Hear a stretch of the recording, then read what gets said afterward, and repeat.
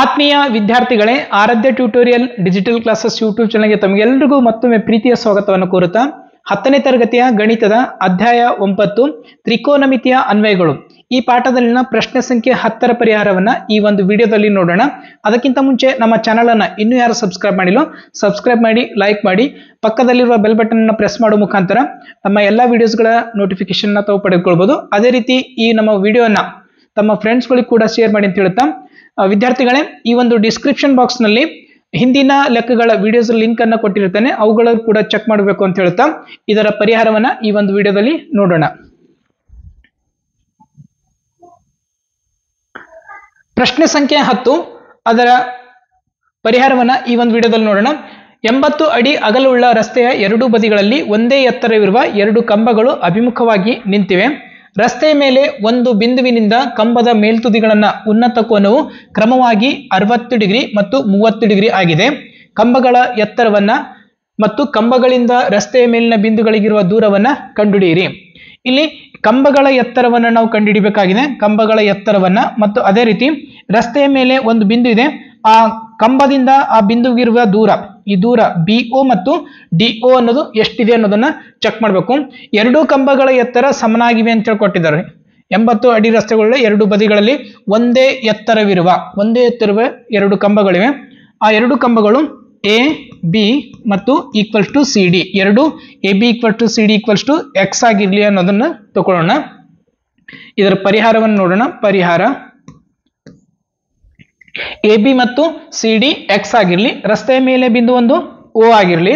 ಅವಾಗ ತ್ರಿಭುಜ ABO ನಲ್ಲಿ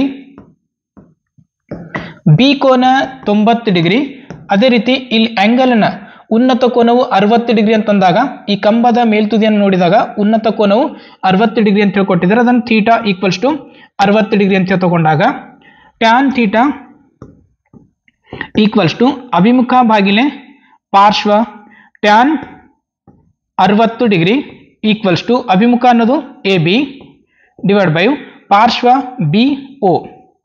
tan 60 ಅನ್ನೋದು √3 ಆಗ್ತದ ಈಕ್ವಲ್ಸ್ ಟು AB ಅನ್ನೋದು X ಅಂತ ಹೇಳಿ ಇಟ್ಕೊಂಡಿವಿ. ಇಲ್ಲಿ X ಅನ್ನು ತಗೊಳ್ತೀನಿ ಡಿವೈಡ್ ಬೈ BO. ಓರೆ ಗುಣಾಕಾರ ಮಾಡಿದಾಗ X equals to √3 BO.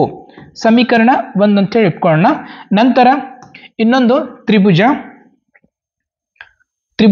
CDO ನಲ್ಲಿ,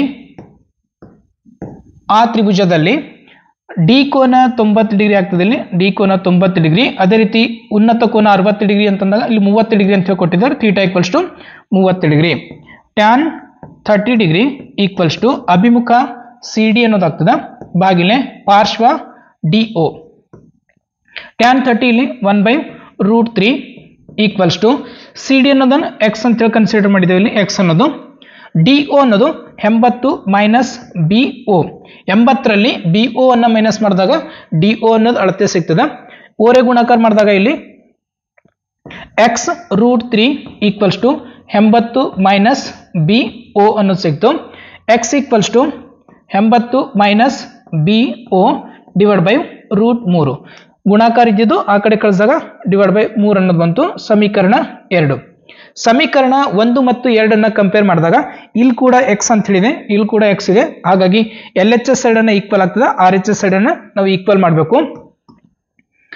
√3 BO equals to 80 minus BO ಭಾಗಿಲೆ √3. ಈ √3 ಅನ್ನ LHS ಸೈಡ್ ತಂದಾಗ ಗುಣಾಕಾರ ಆಗ್ತದೆ. √3 into √3 square BO equals to 80 minus BO.